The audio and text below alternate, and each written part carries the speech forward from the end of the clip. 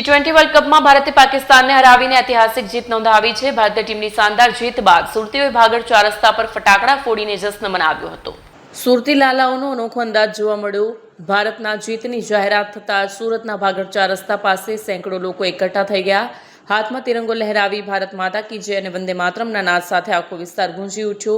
સુરતી લાલાઓએ ફટાકડા ફોડી અને મીઠાઈ વહેંચીને દિવાળી જેવો માહોલ સર્જ્યો।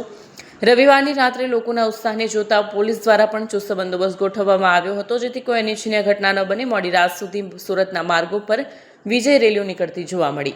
કેમેરામેન હકીમ શેખ સાથે વસીમ હાસમીનો રિપોર્ટ, આઝાદ ન્યૂઝ, સુરત।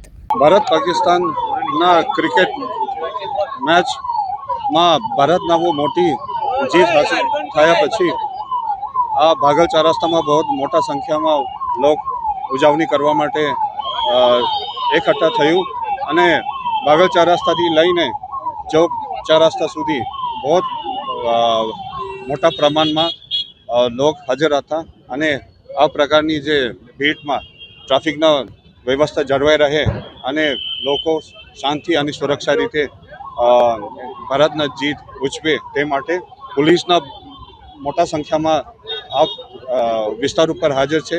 એસઆરપીના જે કંપનીઓ મૈદરપુરા અને લાલગેટ પોલીસ ચોકીમાં ફાળવણી કરવામાં આવેલ છે।